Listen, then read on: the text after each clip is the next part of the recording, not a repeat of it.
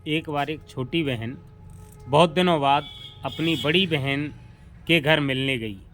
दोनों एक दूसरे से मिलकर बहुत खुश हुईं, लेकिन बड़ी बहन रोज़ बीमार रहने के कारण दुबली हो गई थी।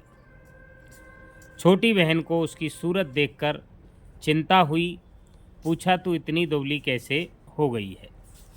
बड़ी बहन ने जवाब दिया, बहन मैं तुझसे क्या कहूँ, हमारे घर भर की यही हालत है।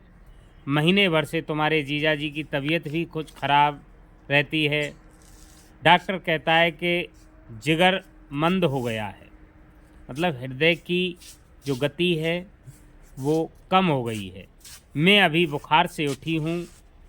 बालकों को खांसी, पेचिश इत्यादि रोग लगे रहते हैं। मालती शीतला मैं मर गई, यह तो तुझे मालूम ही है, इसलिए मैं ऐसी हो गई हूँ। क्या किया जाए, घर की दशा ऐसी ही है। यह सुनकर छोटी बहन बोली, बहन मेरा तो ऐसा अनुमान है कि अधिकतर अपने हाथ से किए हुए कर्मों से ही बीमारी होती है, अर्थात कर्मों का फल होता है।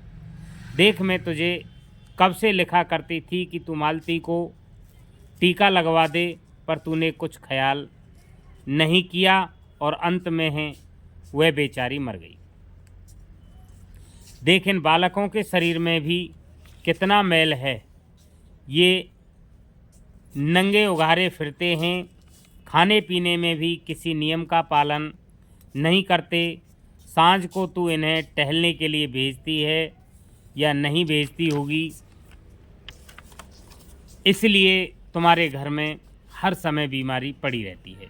तुम साफ सफाई का ध्यान नहीं रखते हैं। तू भी बीमार पड़ती है, लेकिन दवाई समय पर नहीं खाती। दवा खाना किसे अच्छा लगता है? बड़ी बहन ने कहा, दवा की बहुत आदत तो अच्छी नहीं होती, लेकिन बीमार पड़ने पर ज़रूर हमें खानी चाहिए।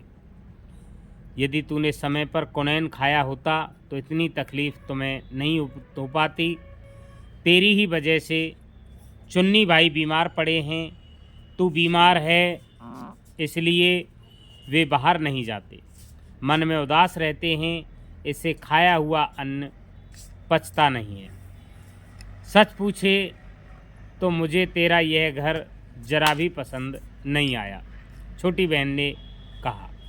एक तो इसका फर्श गीला है, जिससे हमेशा घर में ठंडक बनी रहती है। दूसरे, इसमें हवा और रोशनी का प्रबंध जैसा होना चाहिए वैसा नहीं है। तेरा आंगन कितना गंदा है, इसलिए मेरा तो कहना है कि इस घर को बदल डालो।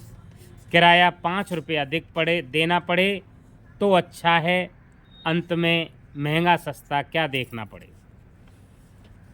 छोटी बहन के इतने समझाने के बाद बड़ी बहन ने कहा, बहन तेरा कहना बिल्कुल ठीक है।